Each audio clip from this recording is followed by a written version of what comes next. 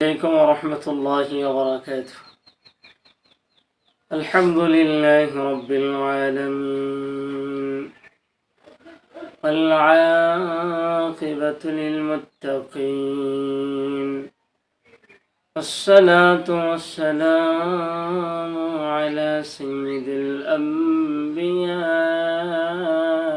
والمرسلين وعلى آله وأصحابه أجمعين. أما بعد فأعوذ بالله من الشيطان الرجيم. بسم الله الرحمن الرحيم. والذين جاهدوا فينا لنهدينهم سبلنا وإن الله لمع المحسنين.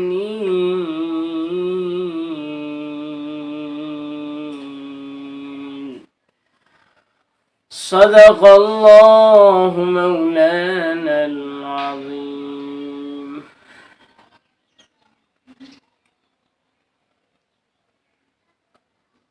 আলহামদুলিল্লাহ। প্রিয় দর্শক, আজ আমি আপনাদের মাঝে পবিত্র কোরআনুল কারীমের এক আয়াত তেলাওয়াত করেছি। আল্লাহ রাব্বুল আলামিন যদি তৌফিক দান করে তার আলোকে কিছু কথা বলবো। তো কথাটা হলো, একটি কথা জীবনে কখনো ভাববেন না, একটি কথা জীবনে কখনো ভাববেন না, সেটা হলো লোকে কি বলবে, লোকে কি মনে করবে, লোকে কি ভাববে বা কি মনে করবে, এই কথাটা আমরা বলবো না। কেননা আপনি যদি এটা বলতেই থাকেন, করতেই থাকেন, তাহলে আপনার অনেক সমস্যা তৈরি হয়ে যাবে। যেমন ধরেন যে পুরুষের দাইমি সুন্নার মধ্যে একটি সুন্নাহ হলো মাথায় টুপি দিয়ে মাথা ঢেকে রাখা। অনেক ভাইয়েরা বলেন যে টুপি সবসময় মাথার মধ্যে রাখতে আমাকে লোকে কি বলবে, আর শরম লাগে কিরকম, যে লোকে কি মনে করবে, কি হয় না হয়।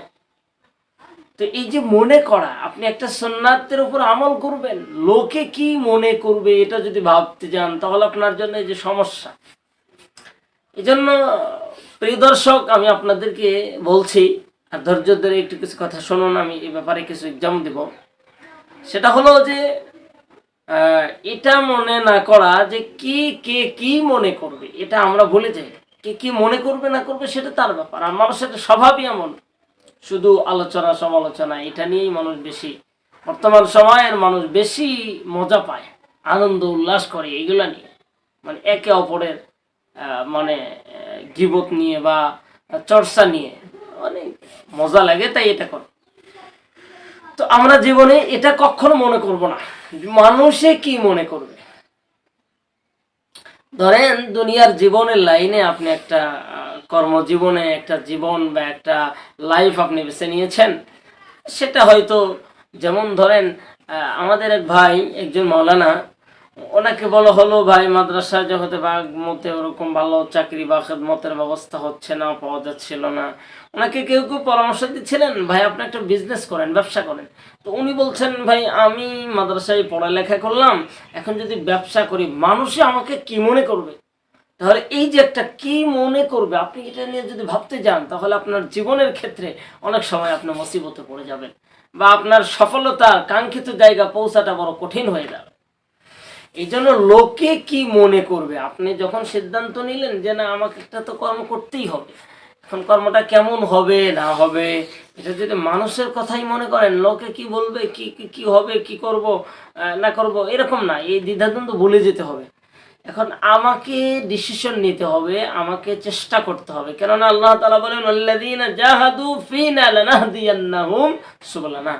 বান্দা তুমি যদি জাহাদু চেষ্টা করো, আমি আল্লাহ তাআলা সুবুলানা সাবিল সুবুলানা অনেকগুলি রাস্তা খুলে দেব। এটা দুনিয়ার লাইনে যেমন আখিরাতের লাইনে তো তেমন। এখন এখানে যদিও রব্বুল আলামিন বলেছেন যে আখিরাতের রাস্তা লাইনগুলি আল্লাহ তাআলা খুলে দিবেন। তো মুআজ্জাজ হাজিরিন, দুনিয়ার লাইনটাও ব্যাপারটা এমন যে আমরা দুনিয়াতে যদি সফলতা অর্জন করতে চাই তাহলে আমাকে অবশ্যই কি করতে হবে সেটা নিয়ে এখন মানুষে কে কি মনে করবে এটা ভাবা যাবে না। যেমন ধরেন আমাদের এক ভাই সেদিন একটা সঙ্গীত গাচ্ছিলেন, তো সঙ্গীতটা তেমন সুন্দর হয়নি। তখন আরেকজন একটু শুনেছে, সে বললো এটা হইলো কেমন হলো। তো উনি বলছে ভাই না আসলে আমি এটা আর আমি বলবো না, এটা আমার দ্বারা হবে না। তাহলে এই যে উনি বললেন যে না এটা আমার দ্বারা হবে না, মানুষে কে কি মনে করবে। কিন্তু প্রক্ষান্তরে তারই একজন সাথী একজন ছিল, সেই ভাই তারটা ওই দিনের পারফর্ম আরো অনেক খারাপ ছিল, কিন্তু উনি বলেছেন কে কি মনে করছে এটা আমার দেখার টাইম নেই, আমাকে সফল হতে হবে, আমাকে দৌড়াইতে হবে, আমাকে আগাইতে হবে, আমার গন্তব্য অনেক দূরে, আমি চেষ্টা করে যাব। কেননা আল্লাহ তাআলা বলছে বান্দা তুমি চেষ্টা করো, চেষ্টা এবং দোয়া এই দুইটা যদি আপনি অব্যাহত রাখেন অবশ্যই আপনার সফল হবেনি, কেউ আপনার সফলতা ঠেকাইতে পারবে না। আপনাকে 1 নম্বর চেষ্টা করতে হবে, 2 নম্বর সেটার জন্য আপনাকে আল্লাহ তাআলার কাছে দোয়া করতে হবে। আল্লাহ রাব্বুল আলামিনের কাছে যদি সাহায্য চান, আর আপনি লোকে কি কি মনে করবে এটা তো দেখার টাইম নাই, আপনি সেটা খারাপ করছেন কিনা। কর্মজীবনে যান, এখন একজনের কর্মজীবন এরকম হয়েছে, সে একজন মুচি, আমাদের কত মুসলিম ধর্মের ভাইয়েরা নাপিত হয়ে চুল কাটছেন। এখন দেখেন চুল কেটেও অনেক ভাইয়েরাই সফল নাপিতের ব্যবসা করে, সেটা তো একটা কর্ম। তো এই জন্য লোকে কে কি মনে করবে এটা আমরা ভাববো না, আমরা আমাদের গন্তব্য অনুযায়ী জায়গায় চলে যাব। তবে হ্যাঁ, একেবারে নির্লজ্জ হওয়া তো যাবে না। আল হায়া ওয়া শু'বাতুম মিনাল ঈমান, নবীজি সাল্লাল্লাহু আলাইহি ওয়াসাল্লাম বলেন লজ্জা শরম তো ঈমানের অঙ্গ। একেবারে নির্লজ্জ হওয়া যাবে না, লোকে কি মনে করবে এটা আমাকে অবশ্যই দেখতে হবে। কিন্তু এরকম যদি মানব মানে সমাজের যদি এরকম যদি কোনো ক্রিয়াকাণ্ড কর্মকাণ্ড হয়, আমরা সেগুলো তো অবশ্যই এড়িয়ে চলবো। যেমন ধরেন যে আমার ভবিষ্যৎ কেরিয়ার গঠন করার জন্য আমি একটা কর্মজীবন পেয়েছি, কর্মজীবনটা একটা নর্মাল, লোকে কি বলবে এটা আমাদের ধান্দা নয়, আমাকে দেখতে হবে সেটা হালাল কিনা। যদি হালাল হয়, সেটা যদি মানে সেখানে যদি বেশি ইনকাম থাকে, যদি সেটা হালাল হয় আমি করব, কেননা আমাকে পৌঁছতে হবে সফলতা, আমি সফল হতে হবে। তো অবশ্যই হালাল দেখতে হবে, হালাল যদি হয় আমি চেষ্টা করে যাব। তো মুআজ্জাজ হাজিরিন, আমরাও বিভিন্ন ক্ষেত্রে উলামায়ে কেরামগণ অনেকেই চেষ্টা করে, আমরা অনেকেই অনেকভাবে এগিয়ে যাচ্ছি, একদম চেষ্টা করছে না তাই অনেক পিছিয়ে যাচ্ছে। তো আমরা অবশ্যই চেষ্টা করব, কে কি মনে করছে আর করবে এটা নয়। হ্যাঁ, একজন আল্লাহর ওলি হয়েছে বলে আমি পারবো না রে, আমি পারবো না, অথবা আল্লাহর ওলি হওয়ার ধাপ হলো মাথায় টুপি রাখা একজন, হঠাৎ করে যখন একজন চেঞ্জিং চলে আসবে, একদিন যখন পরিবর্তন হয়ে যাবে।